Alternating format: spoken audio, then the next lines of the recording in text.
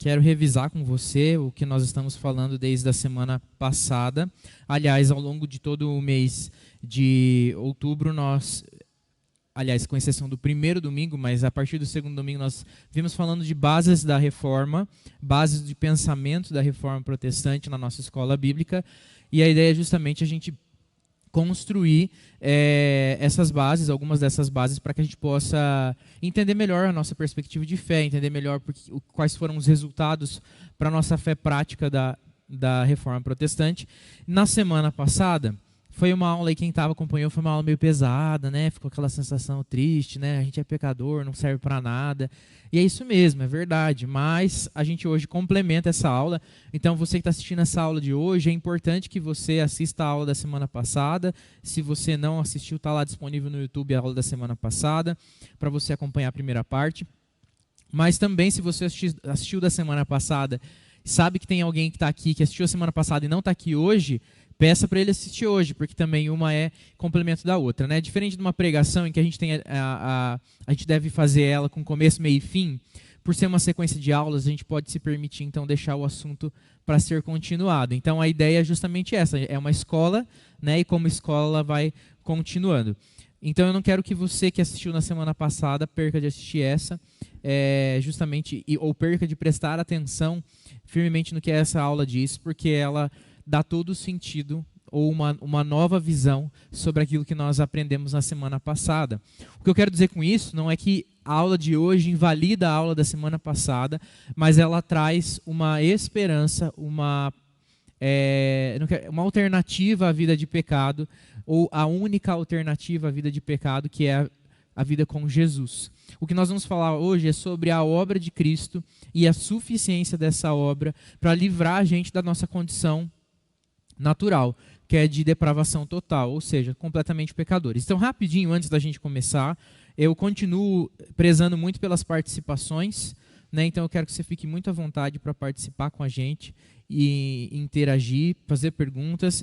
É só acenar aí com uma das mãos que o microfone vai chegar até você, a Rebeca vai levar para você o microfone.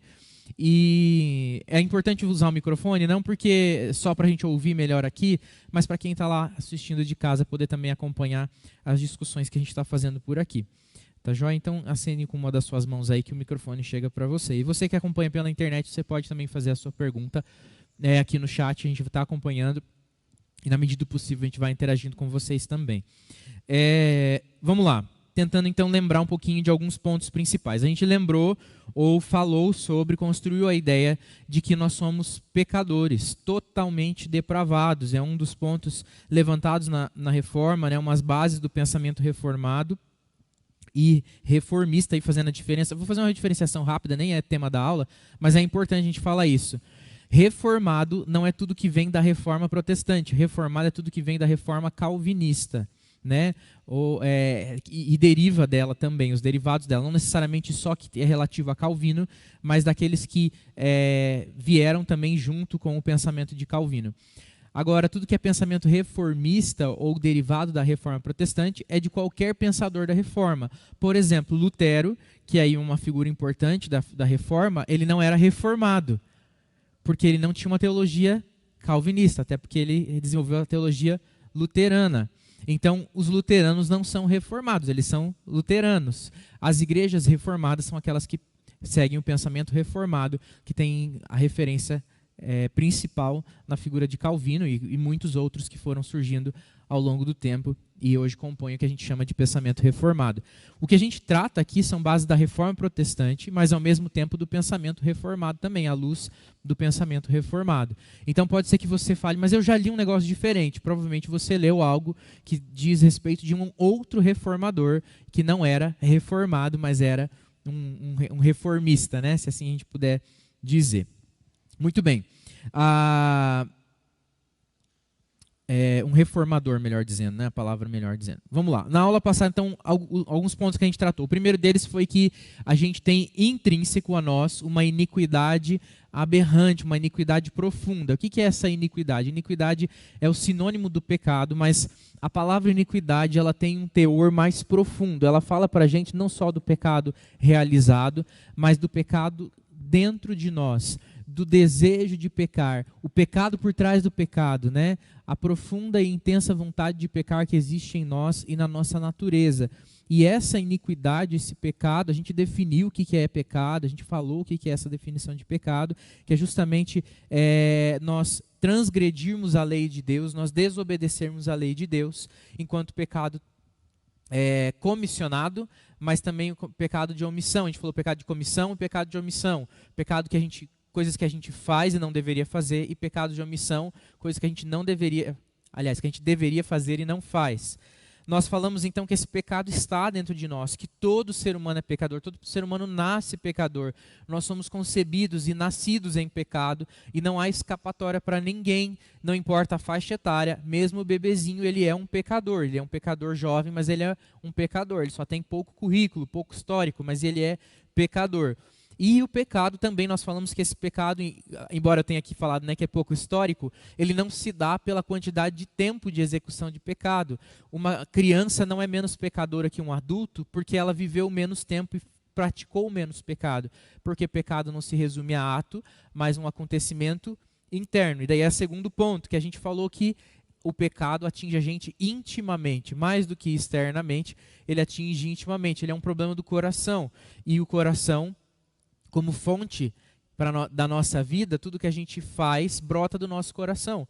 Então a gente faz coisas que estão dentro do nosso coração. Se elas são boas, a gente exprime coisas boas. Mas se a gente possui o pecado no nosso coração, a gente só consegue expressar pecado. E é o que a gente faz. Como pecadores, a gente só consegue produzir coisas pecaminosas. Nós falamos também que esse pecado inclui todas as áreas da nossa vida e não exclui nenhuma delas. E embora algumas pessoas sejam mais tentadas em uma área do que outras, elas não são menos pecadoras em uma área do que são em outras, mas em todas as áreas da nossa vida, nós somos completamente pecadores e passivos de exercer pecado. Isso eu não falei na aula passada, mas vale a pena a gente lembrar, então, que quando a gente entende que nós somos pecadores em todas as áreas, a gente não pode esquecer que na nossa condição natural, todos nós somos ladrões, assassinos, estupradores, enfim, tudo que você achar extremamente abominável, existe o potencial total e completo em você ser exatamente essa pessoa.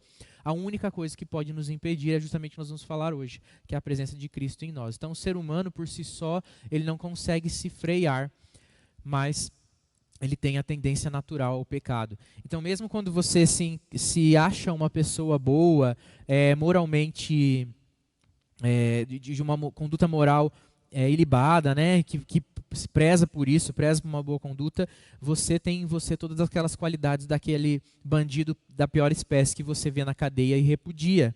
Então pense muito sobre isso quando você se sentir muito bonzinho, né? Ele inclui todas as áreas da nossa vida, profunda e totalmente. E nós falamos que mesmo com essa condição, isso não quer dizer que tudo que o ser humano faz é totalmente mal, mas que tudo que ele faz, até mesmo de bom, não pode ser totalmente bom.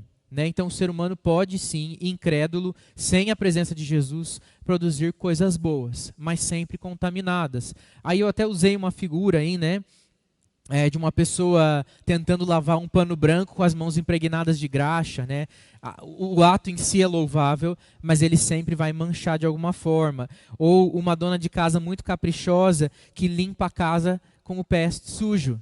Né? Não adianta, ela vai acabar sujando. Então ela pode ser muito dedicada, muito caprichosa. Se ela faz a limpeza da sua casa com os pés sujos, ela mesmo limpa e suja ao mesmo tempo. É improdutivo o que ela faz, porque é sempre contaminado. São figuras limitadas, mas só para a gente tentar entender um pouco do que é que a gente faz quando a gente tem o pecado. Podem ser coisas até boas e redundar em coisas boas para outras pessoas, de alguma forma, porém, elas são sempre contaminadas pelo pecado. E também que ela traz para a gente, o pecado traz para a gente uma incapacidade servil. A gente é escravo do pecado e como escravo a gente é totalmente incapacitado pelo pecado. Todas as nossas horas, todas as nossas forças, todas as nossas vontades, motivações, palavras, ações, elas são escravizadas pelo pecado. E por isso a gente não consegue produzir nada fora do pecado enquanto estivermos debaixo da servidão do pecado. E nós somos escravos, né? Ele nos incapacita, inclusive, de produzir salvação, porque nós não somos capazes de nos movermos. Diga, Reinaldo.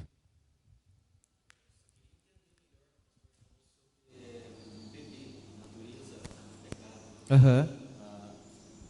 Então, o que o pastor falou sobre a natureza do pecado no caso de um bebê, de um recém-nascido. Talvez eu esteja errado, vou colocar o meu ponto de vista, né?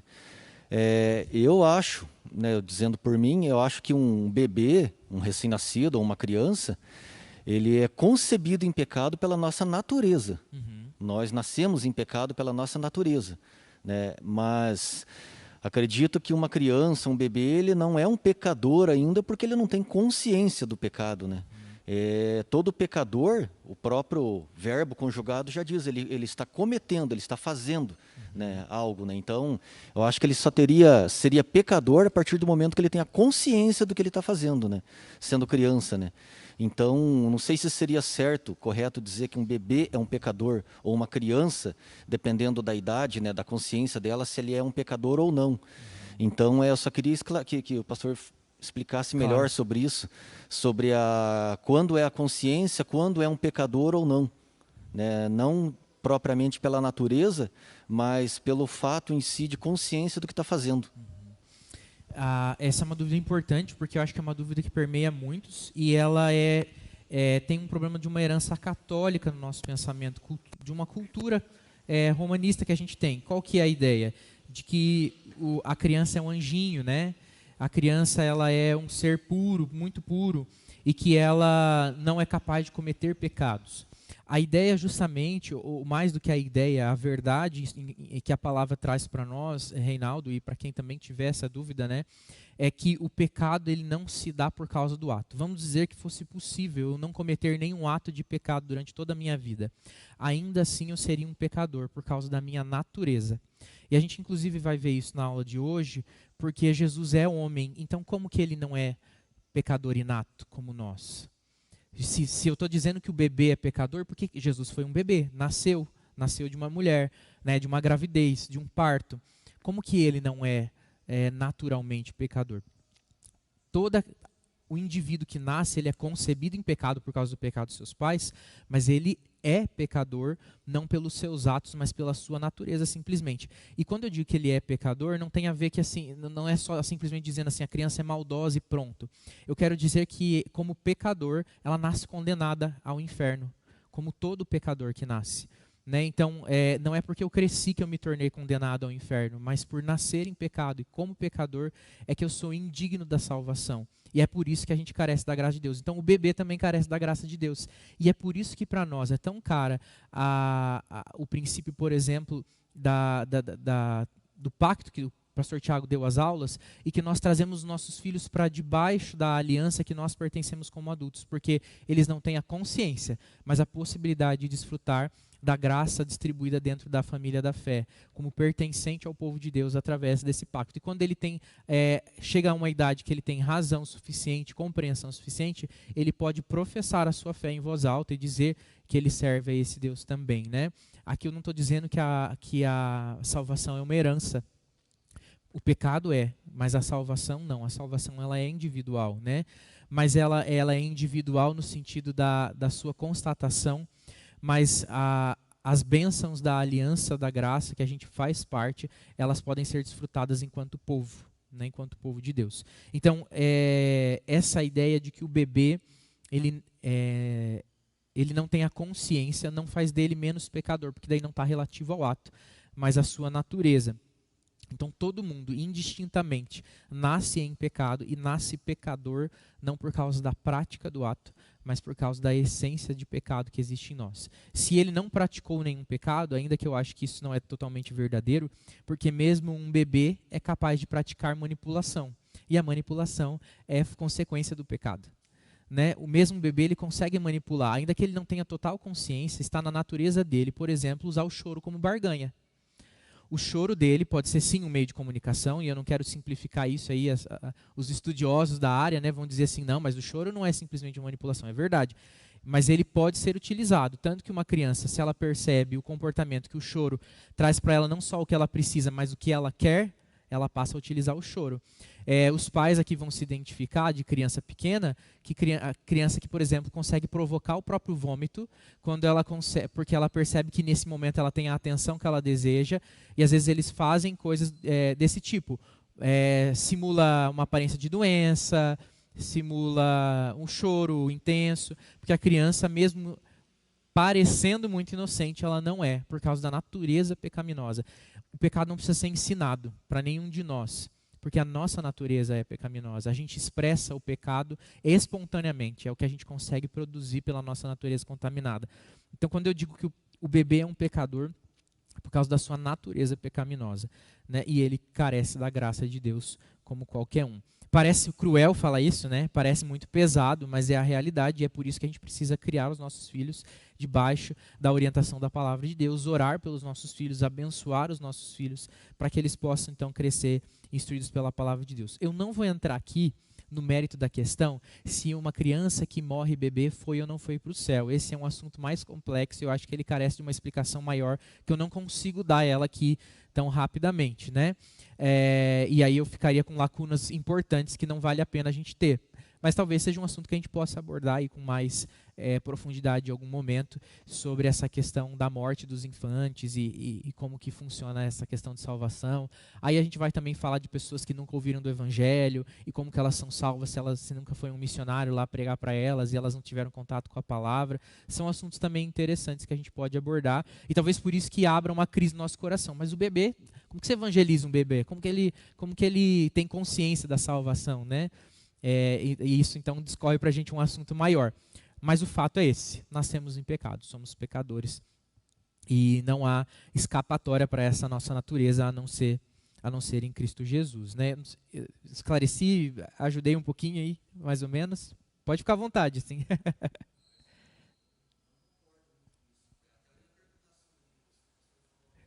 Uhum. Pastor Thiago, quer ajudar a gente um pouquinho nessa questão? Por favor.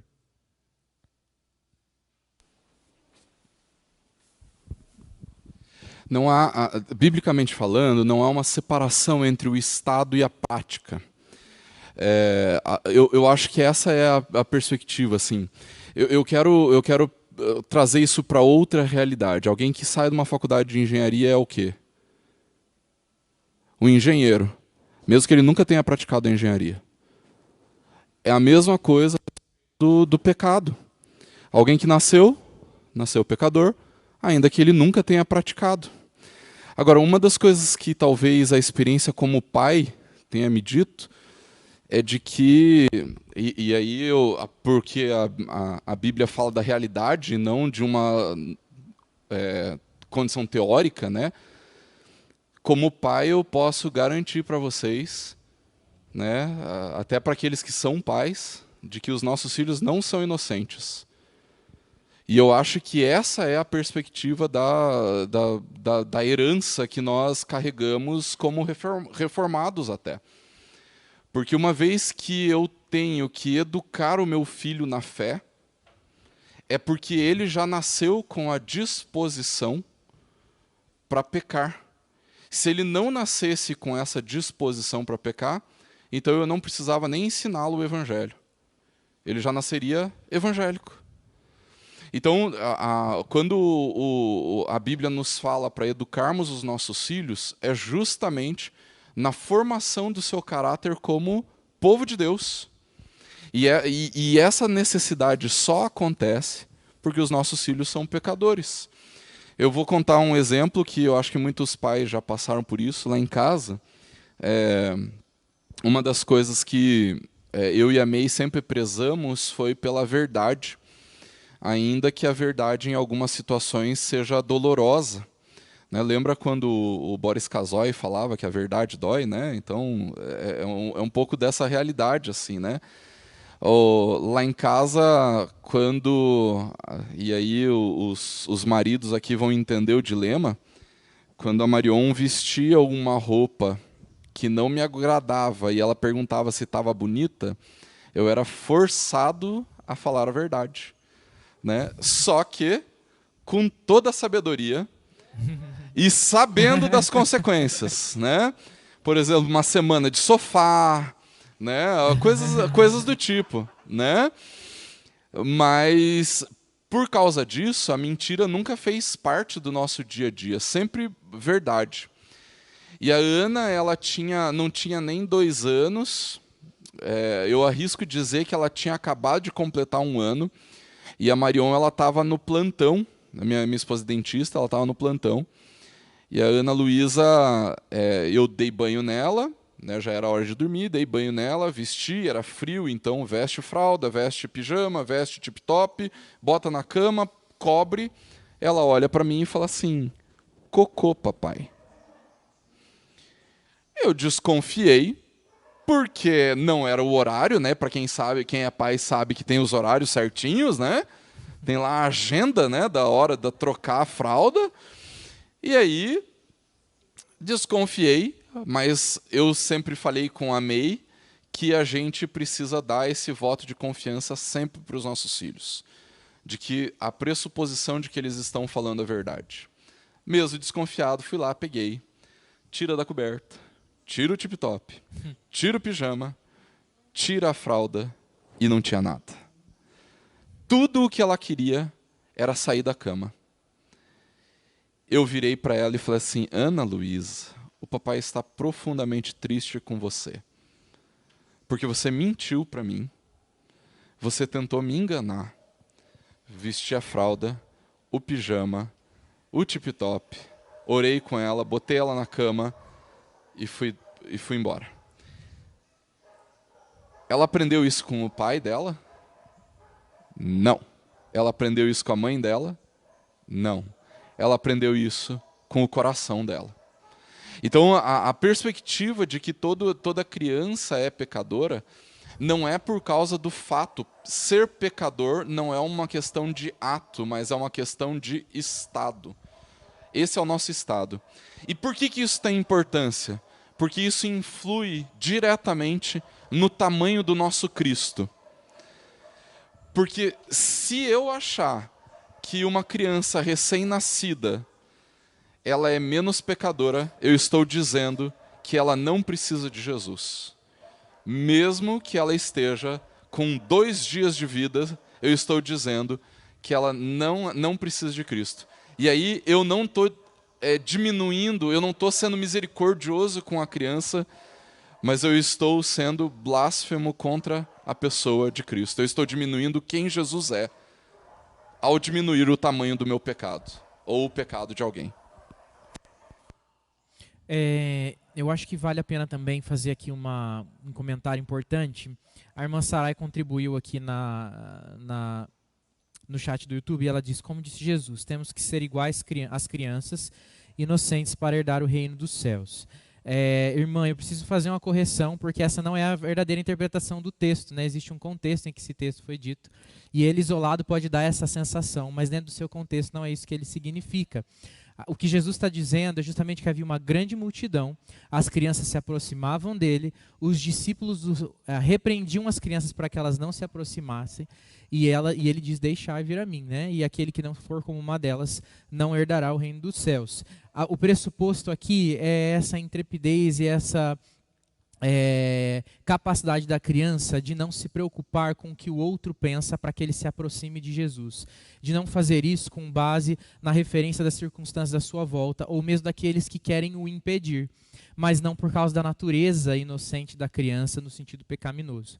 O que Jesus está dizendo aqui é que a gente tem que ter a intrepidez da criança, o desejo... eu não quero usar a palavra inocente, porque a gente vai aplicar mal essa palavra, né? Mas o desejo puro de ir até Jesus, sabendo que ali há salvação, sabendo que ali há resposta para as nossas aflições.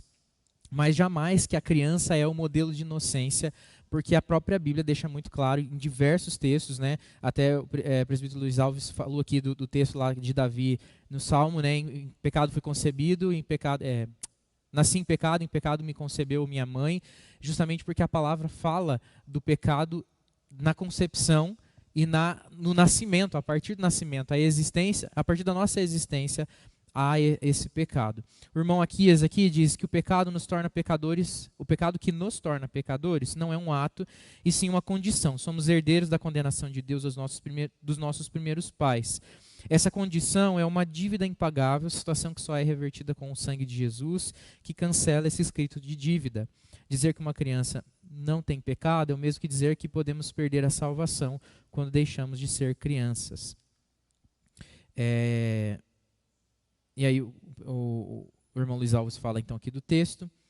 E aí a irmã Sarai, sei que existe um contexto, mas na inocência buscar a Deus e crer com todo o coração. Nesse sentido, sim, com certeza, minha irmã. Né? Não é uma questão de inocência para a salvação de si mesmo, mas uma inocência na busca daquele que é o seu Salvador. Né? Mas já a criança como alguém que reconheceu Cristo como fonte de salvação por uma ação do próprio Espírito, né? E aí o ser como criança também a gente não pode interpretar, que eu acho que é mais difícil a gente chegar nesse ponto, mas pode ter gente que entra nessa crise, que a gente precisa ser infantil para ser recebido por Deus, né? Tudo que Deus não quer são filhos infantilizados, imaturos. Muito bem. E o último ponto, ainda revisando rapidamente a aula passada, é que o pecado ele traz um resultado mortal. Ele traz para nós uma condição que nos leva à morte, e não só a morte física, mas a morte eterna. Ou seja, nós somos pecadores, impossibilitados de nos perdoarmos ou de provermos salvação para nós mesmos, e esse pecado tem um salário, tem uma paga, tem uma consequência certa para todos, que é a morte eterna. O que nós vamos falar então hoje é que existe resposta de Deus para todas essas coisas. Embora esse seja um problema da humanidade, seja um problema do homem, Deus, em seu imenso amor, ele olha para a condição do homem e ele se move a responder à sua condição de perdido e pecador. Se a lei de Deus então falava para nós que a obediência, se você assistiu lá a aula dos pactos, né? Se a obediência ao Senhor era que garantia o seu relacionamento pleno com Deus, quando a gente peca através de Adão, essa obediência pura, completa, total, ela se torna impossível. Porque se tudo na nossa vida é atingido pelo pecado, tudo que nós podemos expressar é o pecado, então a gente não consegue produzir nada que seja totalmente agradável a Deus. Porque tudo que a gente faz é contaminado com o pecado. É como se a gente sempre fizesse um prato de comida com um fio de cabelo no meio, com um torrão de terra misturado no arroz. E quisesse entregar isso para alguém comer, nunca vai ser bom. O arroz pode ser branquinho, soltinho, bem temperado, cheiroso. Se tiver um torrão de terra no meio da panela, ninguém come a panela inteira de arroz. Né? Então, tudo que a gente faz é contaminado com pecado. Então, como que a gente pode produzir salvação? Não conseguimos. Então, Deus provê essa resposta para o homem em Cristo Jesus. Então, se o pecado traz esse efeito, como que a gente poderia ser salvo? Né? E como que a gente poderia, então, se comprometer com Deus se nós não temos esse desejo natural de buscar a presença de Deus? Mas existe, então, a obra do Espírito Santo. Lá em João 16:8, diz para nós que o Espírito Santo nos convence do pecado, da justiça e do juízo. Ele nos convence, então, que nós somos pecadores, dessa realidade que nós fomos apontando aqui hoje e na aula passada. Convence a gente da justiça, que Deus tem um padrão de justiça, Ele estabeleceu uma lei, Ele estabeleceu uma regra para que essa justiça seja feita, e a justiça de Deus diz para nós que todo aquele que peca está separado de Deus e merece a morte. Mas a justiça de Deus diz também que todo aquele que obedecer a Deus perfeitamente pode alcançar comunhão com Ele. Então o que a gente faz? Obedece para alcançar comunhão? Vamos falhar, não é possível.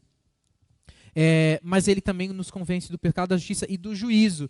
Qual que é o juízo? É que um dia o Senhor julgará todos, vivos e mortos, para que eles possam herdar a salvação ou herdar a morte eterna. Então, que alternativa nós temos?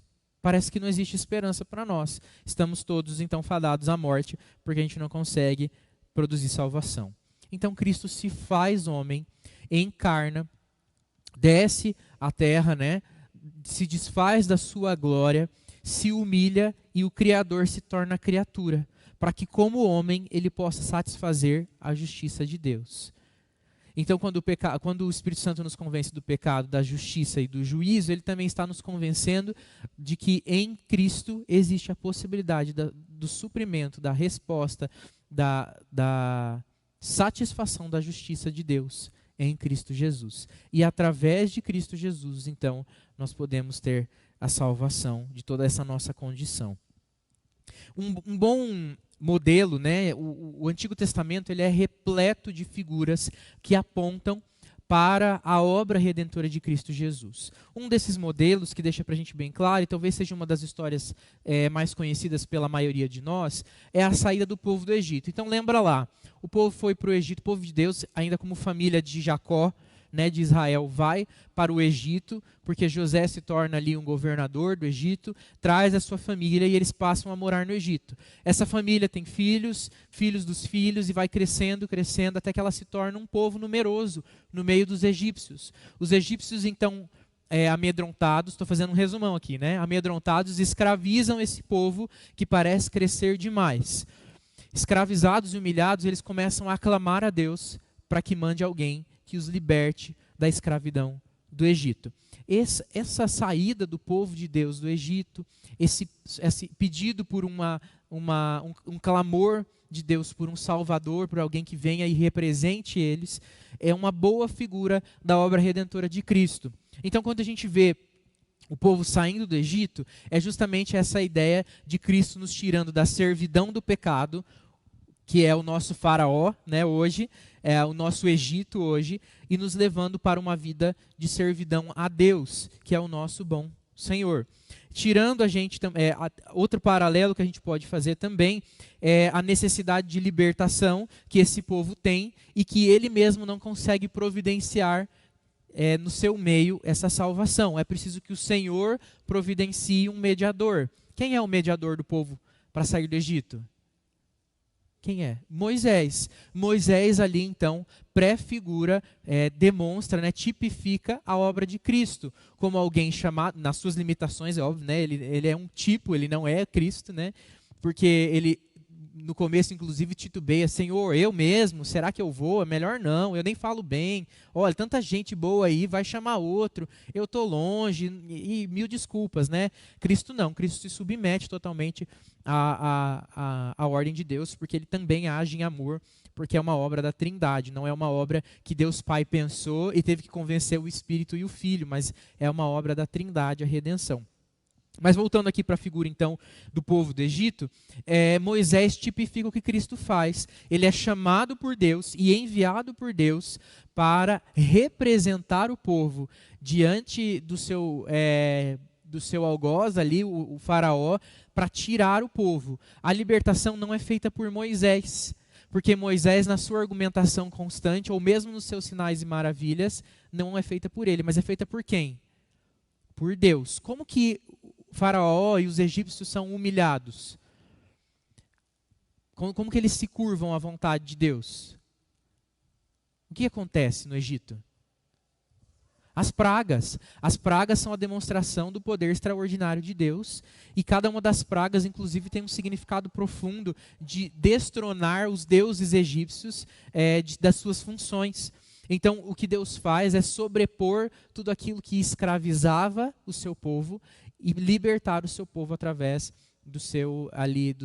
desse mediador que era Moisés, né? O que Cristo faz? Como Deus que é, pelo seu poder divino, ele nos liberta de toda a escravidão do pecado. Pela sua demonstração de imenso poder e grandioso amor, ele nos liberta de toda a condição de escravidão do pecado. O pecado é um senhor opressor. Deus é um senhor bondoso, amoroso. É como se um senhor que comprasse o seu escravo, mas lhe entregasse nas mãos a carta de alforria e o convidasse para fazer parte da família e morar dentro da sua casa. E não o mantivesse ali como escravo, explorado, mas que compra ele como escravo e o liberta de qualquer amarra. E como o escravo reconhece a bondade do seu senhor, ele responde e permanece e desfruta das bênçãos de morar perto do seu senhor que o libertou. A morte, como consequência também da rebeldia, aparece também ali no Egito. O que o Senhor fala na noite que o povo vai sair do Egito? O que eles tinham que fazer? Matar um cordeiro, né? E fazer o quê? Passar o sangue nas portas. Por quê? O que passaria pelo Egito durante a noite?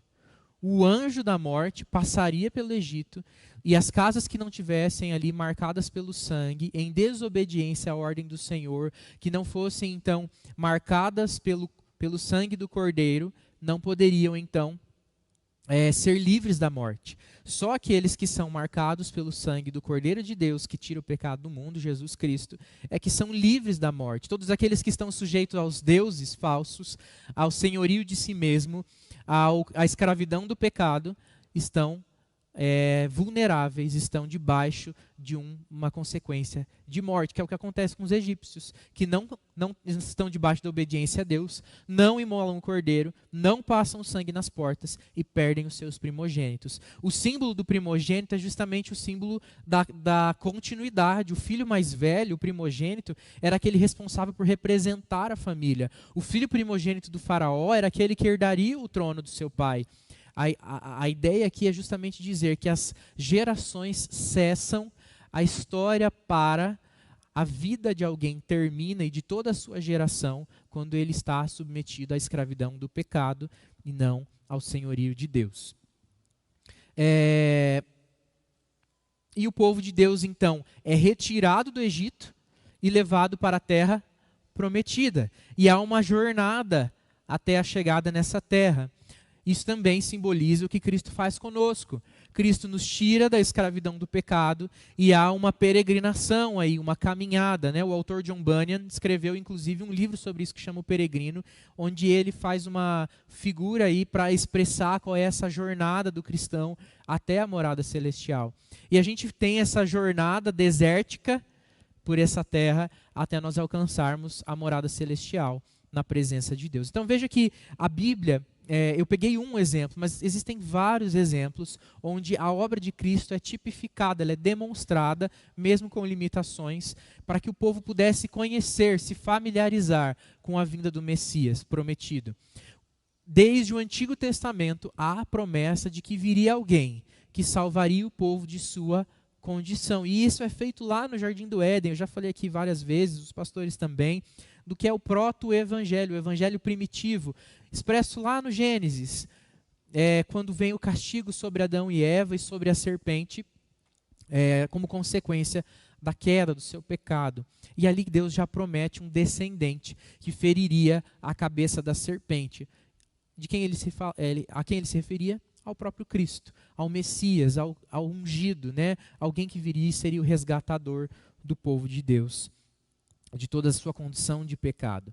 Isso também acontece então no processo redentivo, como aconteceu lá no Egito, como acontece em várias figuras do Antigo Testamento. A própria figura do sacrifício que era feito constantemente, ela é claramente aquilo que Jesus faria. A Bíblia fala que sem derramamento de sangue, lá em Hebreus 9:22, de fato, segundo a lei, quase todas as coisas são purificadas com sangue, e sem derramamento de sangue não há remissão de pecados. E por isso eles faziam então sacrifício constante, porque existe uma exigência legal para que a justiça de Deus seja cumprida. Lá no Pacto das Obras, que nós vimos lá na aula com o pastor Tiago, diz para nós que as nossas obras nos salvariam, ou todo aquele que pratica boas obras poderia ser salvo. E a gente precisa então praticar as boas obras, mas a gente não consegue. Então alguém vem e pratica essas boas obras por nós, que é Cristo Jesus. Também é importante a gente lembrar o que diz lá em João 3,16, porque Deus amou o mundo de tal maneira que deu o seu Filho único para que todo aquele que nele crê não pereça, mas tenha vida eterna. Algo muito importante que está nesse versículo é a clareza de que é Deus quem dá os passos e se move em direção ao homem para resgatá-lo da sua condição de morte. Não é Deus amou o mundo que ficou esperando o homem o adorá-lo para que ele fosse salvo, mas é Deus amou o mundo que entrega, ele dá o seu Filho, né? O pastor Tiago tem pregado nos cultos uma sequência aí das cartas de João, da primeira carta de João, e ele tem falado do amor. O amor, ele envolve dar, doar, né? O amor é sacrificial, ele envolve entrega. O amor de Deus traz esse padrão para nós, ele entrega. Então, ele se move em amor e entrega o seu Filho por nós, ele que se move em direção a nós. Hebreus, abre lá comigo em Hebreus capítulo 2, versículos 14 a 18.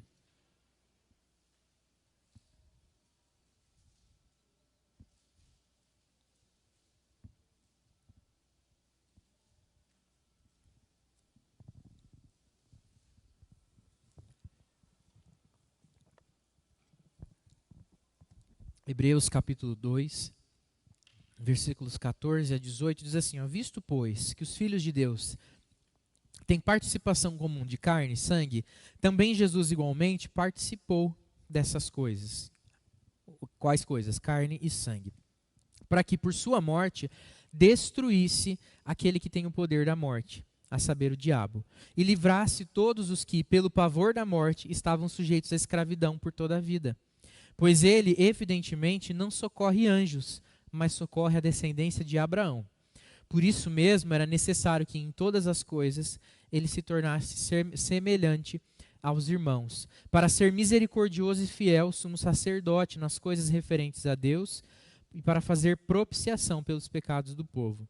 Pois naquilo que ele mesmo sofreu, quando foi tentado, é poderoso para socorrer os que são tentados. O que esse texto está falando para nós? Que nós somos de carne e sangue. E a salvação para nós só pode ser feita por um igual a nós. A justiça de Deus era clara. Se ele não cumpre a sua própria lei, ele não seria um Deus justo, ele seria um Deus injusto. Ainda que ele infringisse a lei para fazer algo bom, ele infringiu a lei.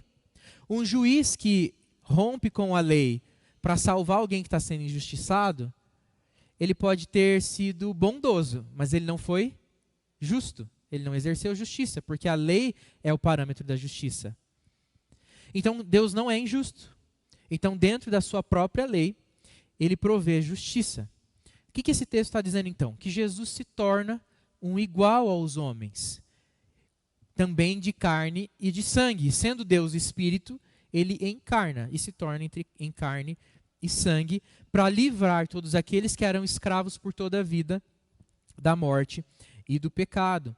E ele se entrega e faz a mediação, a propiciação pelos nossos pecados, provendo para a gente o perdão. Então, como que são resolvidas todas essas limitações da humanidade caída? Vamos começar do nascimento de Jesus? O que acontece no nascimento de Jesus? Como que Jesus vem ao mundo? Como é a encarnação de Cristo?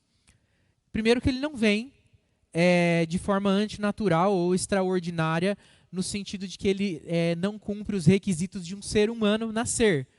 O que ele faz? Ele é concebido dentro de um ventre de uma mulher, como eu e você fomos. Mas de um aspecto um pouco diferente, não a partir de uma relação. Lá em Lucas capítulo 1, versículo 26 a 35, diz assim, ó, que no 6º mês, o anjo Gabriel foi enviado por Deus a uma cidade da Galileia, chamada Nazaré, a uma virgem que estava comprometida a casar com um homem da casa de Davi, cujo nome era José. A virgem se chamava Maria, e aproximando-se dela, o anjo disse, salve agraciada, o Senhor está com você. Ela, porém, ao ouvir essa palavra, perturbou-se muito e pôs-se a pensar no que poderia significar essa saudação. Mas o anjo lhe disse, não tenha medo, Maria, porque você foi abençoada por Deus.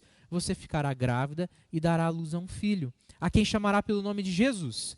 Esse será grande e será chamado Filho do Altíssimo. Deus, o Senhor, lhe dará o trono de Davi, seu pai. Ele reinará para sempre sobre a casa de Jacó, e o seu reinado não terá fim. Então Maria disse ao anjo, mas como será isso, se eu nunca tive relações com homem algum? E o anjo respondeu, o Espírito Santo virá sobre você, e o poder do Altíssimo a envolverá com sua sombra. Por isso também o ente santo que há de nascer será chamado Filho de Deus. A concepção de Cristo, então, ela tem um aspecto divino e um aspecto humano. Para que Cristo pudesse, então, ser homem, totalmente homem, plenamente humano, mas que ele também tivesse plenamente a sua divindade. Se ele nascesse como nós, da concepção pecaminosa dos nossos pais, ele nasceria em pecado. Mas como ele nasce da concepção extraordinária do Espírito Santo, que faz com que uma mulher virgem conceba um filho, ele é então capacitado 100% da sua humanidade, mas também 100% da sua divindade. Isso faz com que Deus, então, seja plenamente capaz, que Cristo, como Deus, seja plenamente capaz não só de resistir ao pecado, mas ele seja impossibilitado de pecar. Jesus não era capaz de pecar como Deus perfeito que é. Ele não era só esforçado para dizer, eu consigo não pecar, eu estou com vontade, mas eu não vou pecar. Porque lembra que nós falamos na semana passada que a vontade de pecar já é pecado. já é consequência do pecado em nós. Porque só tem vontade de fazer coisa errada quem tem o erro dentro de si. E Jesus não tinha nem vontade de pecar, porque ele, como Deus, não podia, né? Não tem essa habilidade ou essa desabilidade dentro de si, né? Que é de pecar. Ele é puro, 100% impecável, na sua concepção mais pura do que é ser impecável. Nós temos aí 3 textos, eu vou pedir para 3 pessoas abrirem. Quem pode abrir para mim em João 14:30? Eu vou pedir aí que a Rebeca, que está com o microfone, faça as trocas de microfone na medida do possível. Alguém pode abrir para mim João 14:30? Quem pode fazer? O Erlen. 2 Coríntios 5:21. Quem pode abrir para mim, por favor, e fazer a leitura? Daniel. Hebreus 4:15. Reinaldo. Obrigado, irmãos. Então vamos lá, João 14:30 com o Erlen. Já não falarei muito convosco, porque aí vem o príncipe do mundo, e ele nada tem em mim. Você pode ler de novo, por favor? Ficou baixinho. João Consegue 14:30. aumentar um pouquinho, Dido, fazendo favor? Já não falarei muito convosco, porque aí vem o príncipe do mundo, e que ele nada tem em mim. Muito bem, Jesus fala então que ele não tem parte alguma com o príncipe deste mundo, ou seja, ele não tem nada que o príncipe desse mundo tem para oferecer. O texto que eu li anteriormente, lá de Hebreus, falava para a gente que a escravidão, a gente estava sujeito à escravidão da morte, e quem tem poder sobre a morte é o diabo, né? O que está a par da morte, o que está ao lado da morte, aquele que é concordante com a morte espiritual é o diabo. E ele fala, eu não tenho parte nenhuma com esse. Ou seja, o Senhor Jesus testemunha da sua pureza, do seu caráter de não ser pecador. 2 Coríntios 5:21. Daniel, por favor. Aquele que não conheceu o pecado, Deus o fez pecado por nós, para que nele fôssemos feito justiça de Deus. Muito bem. Esse texto é importante para nós porque ele já fala sobre o que Jesus faz, mas também fala que aquele que não tinha pecado, não era pecado, se fez pecado. Jesus, então, alguém 100% puro, livre do pecado, se faz pecador em favor de nós. Reinaldo, por favor, Hebreus 4:15. Porque não temos sumo sacerdote que não possa se compadecer das nossas fraquezas. Pelo contrário, ele foi tentado em todas as coisas, à nossa semelhança, mas sem pecado. Muito bem. Sem pecado. Jesus, então, não possui pecado em si mesmo. Ele fala aí do sacerdote, né? Esse sumo sacerdote, essa figura é bem presente em Hebreus, porque Hebreus fala muito dessa relação das coisas do Antigo Testamento, as figuras do Antigo Testamento, e como que elas aparecem no Novo Testamento em Cristo Jesus, essas promessas cumpridas em Cristo Jesus. Lá em Hebreus capítulo 7, versículos 20 a 28, eu vou fazer a leitura dele aqui. Ele diz assim, e visto que não é sem prestar juramento, porque aqueles que sem juramento são feitos sacerdotes, e visto que não é sem prestar juramento, porque aqueles que sem juramento são feitos sacerdotes, mas este com juramento por aquele que lhe disse, o Senhor jurou e não se arrependerá, tu és sacerdote para sempre. Por isso mesmo, Jesus se tem tornado fiador de superior aliança. Ora, aqueles que são feitos sacerdotes em maior número, porque são impedidos pela morte de continuar. Este, no entanto, porque continua para sempre, tem o sacerdócio imutável. Por isso também pode salvar totalmente os que por ele se achegam a Deus, vivendo sempre para interceder por eles. Com efeito, nos convinha um sumo sacerdote como este, santo, inculpável, sem mácula, separado dos pecadores e feito mais alto do que os céus, que não tem necessidade, como sumos sacerdotes, de oferecer todos os dias sacrifícios, primeiro por seus próprios pecados, depois pelos do povo, porque fez isso de uma vez por todas, quando a si mesmo se ofereceu. Porque a lei constitui de sumos sacerdotes a homens sujeitos à fraqueza, mas a palavra do juramento, que foi posterior à lei, constitui o Filho, perfeito para sempre. Ele está dizendo aqui que Jesus cumpre uma figura de sacerdote. O que era a figura do sacerdote lá no Antigo Testamento? Era aquele que ia à presença de Deus, representando o povo, e executava os rituais e os sacrifícios para a purificação dos pecados de si mesmo e do povo. Jesus é o sumo sacerdote que cumpre esse mesmo papel, mas ele não vai simplesmente à presença de Deus e oferece um sacrifício por si e pelos outros, mas ele é o próprio sacrifício, mas ele não é um cordeiro incompleto, ele não é simplesmente um animal de sangue impuro, e ele também não é um sacerdote impuro que precisa purificar a si mesmo primeiro. Mas como sacerdote totalmente puro e como sacrifício totalmente puro, ele se oferece na presença de Deus para perdoar o pecado de uma vez por todas do povo. Se antes precisavam de vários sacerdotes que, conforme a morte deles, vinham sendo substituídos e sacrifícios intermináveis para que o povo tivesse perdão, em Cristo Jesus esse sacrifício é feito uma única vez, porque ele não é incompleto, mas é um sacrifício perfeito, feito por um perfeito sacerdote e sendo ele um perfeito sacrifício, executa tudo isso na presença de Deus. Eu não vou ler porque é um texto mais longo para a gente poder explorar um pouquinho mais do assunto aqui, mas lá em Hebreus 9 vai falar também, e eu fiz uma pregação recentemente sobre isso, daquilo que Jesus Cristo faz, se apresentando como sacrifício no tabernáculo de Deus, diante da presença de Deus. E aí ele fala que Jesus não foi diante de um tabernáculo feito por mãos humanas, mas naquele tabernáculo que é o tabernáculo perfeito, que trouxe a figura para o tabernáculo terreno. E ele estabelece para a gente uma visão, uma ideia de que existe um tabernáculo, a ideia de um lugar nos céus. Não necessariamente um lugar físico, mas esse tabernáculo simboliza a presença real de Deus e que Cristo vai não simplesmente morrer na cruz e cumprir um ato aos olhos dos homens, mas que ele faz esse sacrifício na presença de Deus. E é por isso que esse sacrifício tem validade espiritual. Não é simplesmente um ato de altruísmo, mas é uma paga para a justiça de Deus, que tem efeitos espirituais. Ela é feita espiritualmente para cumprir efeitos espirituais, exigências espirituais, justiça da parte de Deus. E quando essa justiça é cumprida de uma vez por todas no sacrifício de Cristo, a gente não precisa mais fazer sacrifícios. E é por isso que a gente não precisa viver uma vida pelo pacto das obras, mas Cristo cumpre o pacto das obras e nós vivemos pelo pacto da graça. E pela graça nós podemos cumprir, então, boas obras que revelam daquilo que Deus fez por nós. Nós somos, então, chamados para as boas obras, não para que elas provem que nós podemos ser salvos, mas para que elas testifiquem que nós já fomos salvos por Cristo Jesus.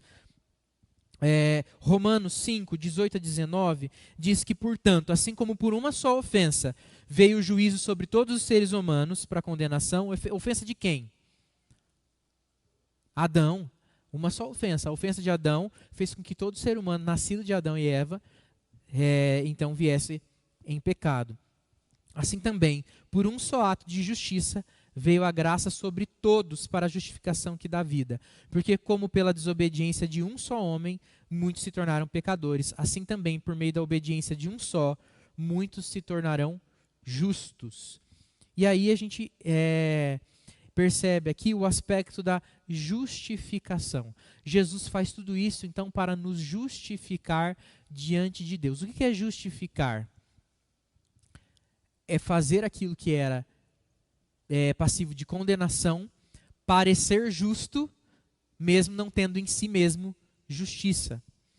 Eu acho muito interessante o que a palavra fala, é que Cristo é o herdeiro e nós somos feitos co-herdeiros com Cristo.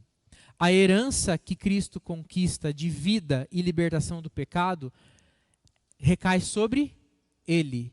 E Ele compartilha essa herança conosco. E Cristo então Deus nos recebe em Cristo por adoção. Nós somos filhos adotados de Deus, por causa do sacrifício de Cristo Jesus. E então passamos a receber uma herança que não é nossa, mas que é partilhada conosco, é uma herança de Cristo Jesus. Qual é essa herança?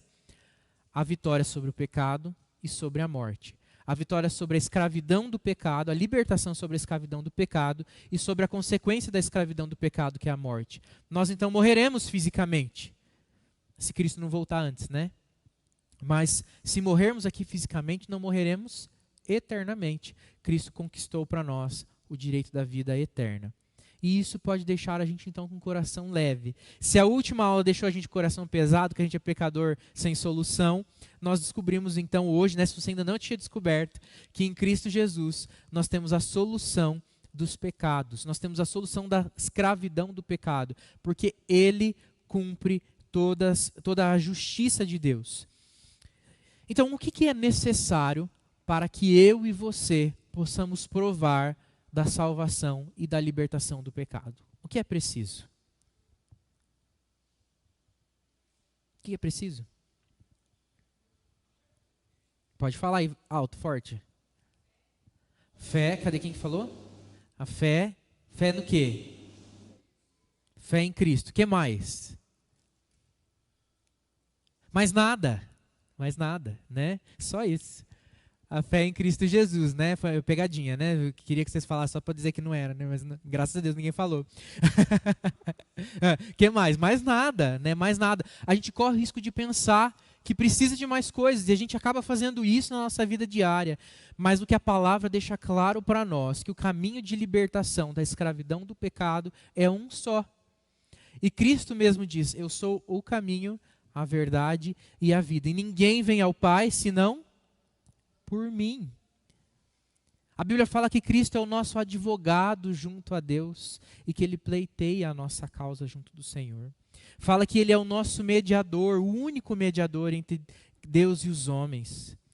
A Bíblia fala que Ele é a paga, a propiciação pelos nossos pecados, que pelo seu sangue todos os pecados são purificados. Então a única coisa que nós precisamos para sermos salvos é crermos e confessarmos Cristo Jesus como nosso único e suficiente Salvador. O justo vive pela fé. Não de obras para que ninguém se glorie, mas pela graça nós somos salvos. Pela graça e de graça. Mais nada é necessário.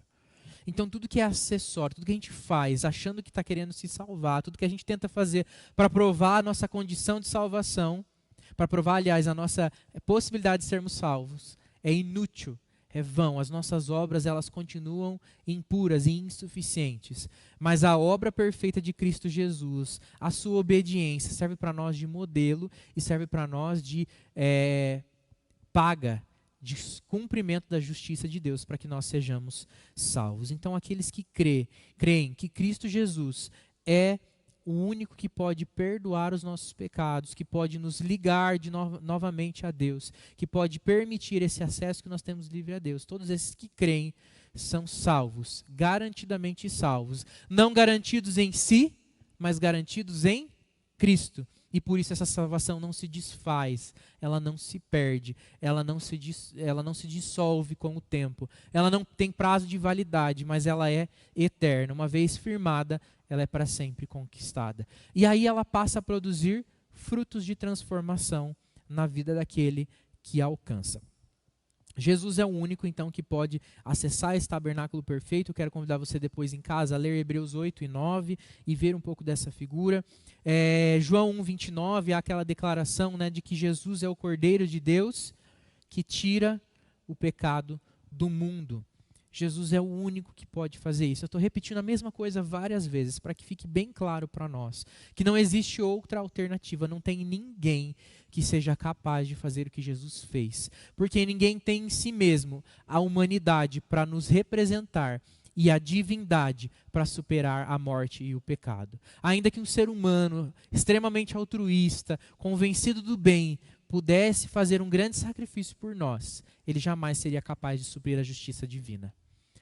Porque o pecado não está ligado aos seus atos, como nós falamos lá, mas a quem ele é, mas a sua essência é deturpada pelo pecado e que só pode ser restaurada, regenerada em Cristo Jesus. Para a gente fechar, porque agora são 11 horas em ponto, deixa eu só dar uma olhadinha aqui no YouTube. O Aquias falou assim: bendita a obra graciosa da Trindade, que mudou totalmente a nossa situação diante de Deus e nos garantiu eterna redenção. Amém, é verdade.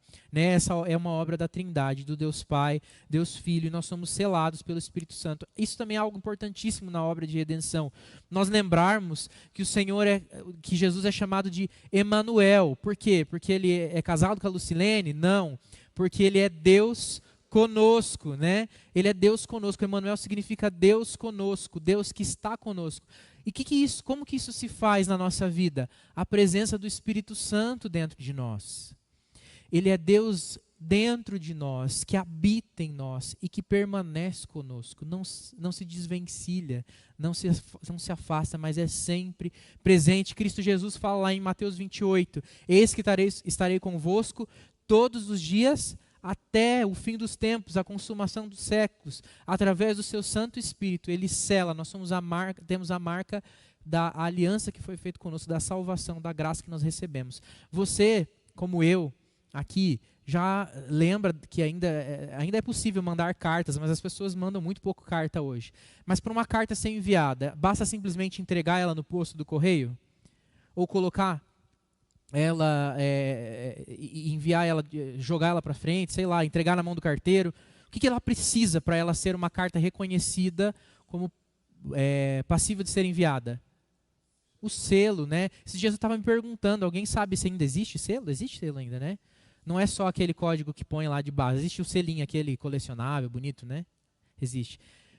Ainda existe? Ah, então tá.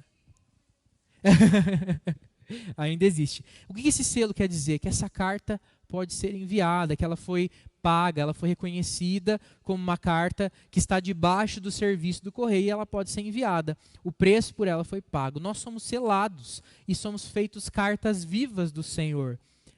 E somos enviados para então pregar desse evangelho. Eu quero encerrar a nossa aula de hoje falando então como nós podemos compartilhar essa obra de redenção, que é para mim e para a sua vida, mas para todo aquele que crê, mesmo aquele que não está aqui. E que ela nos leva a uma esperança para nós, mas também nos desafia a levar esperança para aquele que está sem esperança, que ainda continua escravo do pecado. Abre comigo lá em Romanos, capítulo 10, versículos 12 a 18. Nós vamos terminar aí, fechar a nossa aula, lendo esse texto de Romanos 10, 12 a 18.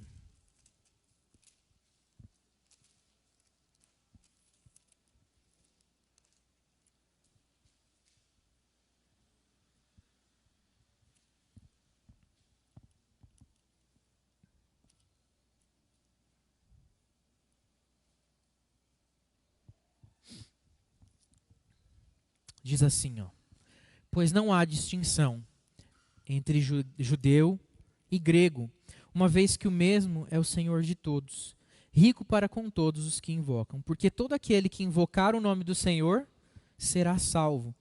Como, porém, invocarão aquele a quem não creram? E como crerão naquele de quem nada ouviram? E como ouvirão, se não há quem pregue? E como pregarão, se não forem enviados? E como está escrito: quão formosos são os pés dos que anunciam coisas boas. Mas nem todos obedeceram ao evangelho, pois Isaías diz: Senhor, quem acreditou na nossa pregação? E assim a fé vem pela pregação, e a pregação, a fé vem pela pregação, e a pregação pela palavra de Cristo. Mas pergunto: porventura não ouviram? Sim, por certo, por toda a terra se fez ouvir a sua voz e as suas palavras, até os confins do mundo. E pergunto mais, vou até aqui, né? Até o 18. Muito bem. O que esse texto está dizendo para nós? Que todo aquele que invoca o nome do Senhor é salvo. Né? Isso implica todo aquele que reconhece o senhorio de Cristo, a sua obra de salvação, a sua substituição, né, feita por nós, o seu sangue derramado, a sua vida, a sua morte, a sua ressurreição. Todo aquele que invoca o nome do Senhor e reconhece então que Ele é o único capaz de salvar, é salvo. Mas como as pessoas poderão dizer: Senhor, me salva, eu sei que o Senhor é o único caminho de salvação, se elas nunca ouviram? Se elas não conhecem esse Deus? E como elas vão ouvir se ninguém for e falar para elas? E aí a Bíblia deixa muito claro que existe um único meio pelo qual as pessoas podem acessar a verdade do Evangelho, que é a pregação, não do meu testemunho de vida, não daquilo que eu senti, não daquilo que eu penso, mas a pregação da palavra de Deus, o Evangelho puro, o Evangelho de Deus, a palavra de Deus, o ensinamento de Deus precisa ser anunciado. Nós somos chamados então, como conhecedores da obra de Cristo, como pessoas que provaram da redenção em Cristo Jesus, a sermos então proclamadores do Evangelho, anunciadores da palavra de Deus. É pela pregação, pela proclamação, pelo discurso, pela fala, é que nós então podemos compartilhar desse verdadeiro evangelho, para que mais pessoas conheçam que Cristo é o único caminho de salvação para toda a humanidade. Todo aquele que crê em Cristo Jesus é salvo. Todo aquele que invoca o nome do Senhor Jesus é salvo. Não há outro caminho, não há outra possibilidade, mas somente em Cristo Jesus. Somente Cristo pode fazer isso por nós. E Ele fez, já fez tudo. A gente só precisa crer e desfrutar de uma vida debaixo do senhorio de Deus, que não é pesada, mas é um fardo leve, um jugo que é suave, né? Um fardo que é leve. E a gente pode viver essa vida diante do Senhor. Que maravilhoso que é isso. Espero que que o Espírito Santo fale com você sobre essa palavra continuamente ao longo desse dia e continue falando ao longo dos seus dias, para que você não se esqueça de que nada do que você possa fazer faz com que Deus ame mais ou menos você, mas tudo que Ele já fez é o suficiente para que o amor dele alcance você e te salve da sua condição, me salve da minha condição de pecador, miserável e impossibilitado de salvar a mim mesmo, né, sozinho. Alguma contribuição, alguma pergunta? Quero deixar os irmãos à vontade para falar, para participar, comentar alguma coisa da aula. Fiquem à vontade. Só levantar a mão que o microfone chega em você em menos de 3 segundos. Amém? Vamos terminar a nossa aula. Então, eu quero convidar você a ficar de pé e nós orarmos agradecendo a Deus então por essa palavra e para que Ele nos capacite cada dia mais a sermos proclamadores da sua palavra, proclamadores do verdadeiro evangelho. Irmãos, esse tema pode ser explorado aqui longamente. Há muita coisa que você pode ler ainda mais sobre isso, vários livros. Se você tiver interesse em ler mais sobre a obra redentora de Cristo, todo esse processo da justiça de Deus, pode procurar a minha, um dos outros pastores também. A gente pode recomendar literatura, podemos conversar sobre esse assunto mais longamente, né? Mas a palavra de Deus é muito rica. O que você pode fazer, que eu já recomendo para você de cara, é tarefa básica de todo bom presbiteriano, é ler a Confissão de Fé de Westminster. Lá explica muito bem e amplamente, né, com base bíblica, sobre esses pontos da nossa fé. Muito do que eu trouxe aqui é expresso lá na nossa confissão, né?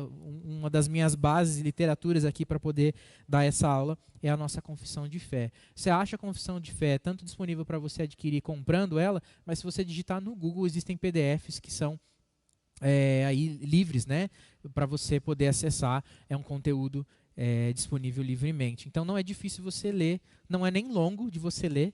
E se você pegar para ler hoje, depois aqui da aula, você termina aí em pouco tempo.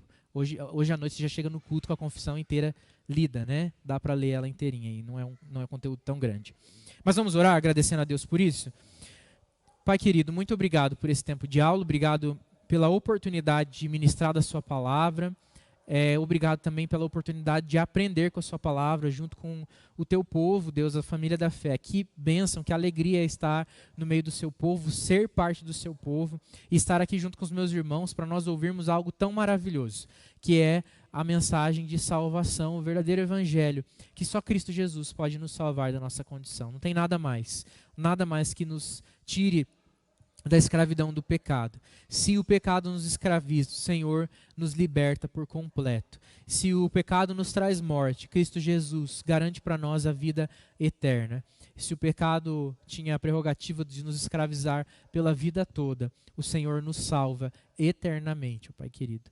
Obrigado por essa verdade. Que nós possamos então, cheios dessa verdade, constrangidos por tão grande amor, repletos da presença do Espírito Santo que nos alcança e nos salva e sela a salvação em nós e nos compele, nos impele, nos convida a uma vida de santidade, de entrega ao Senhor constante, nós possamos ser proclamadores da verdade desse evangelho verdadeiro, dessa boa nova de salvação, embaixadores de Cristo, cartas vivas que anunciam a boa nova de salvação. Obrigado, Deus, por tão grande amor, obrigado pelo perdão dos pecados, obrigado pela família da fé, obrigado, Deus, pela palavra de Deus disponível para nós, para que nós possamos aprender. Que nós tenhamos cada vez mais desejo de fazer a vontade do Senhor e de ler da sua palavra, de ter comunhão com Cristo e provar também da comunhão com o corpo de Cristo, no convívio, no cuidado mútuo, no conselho mútuo, no ensino uns dos outros. É no nome de Jesus que eu oro, pedindo a tua bênção sobre nós nesse dia, em nome de Jesus. Amém.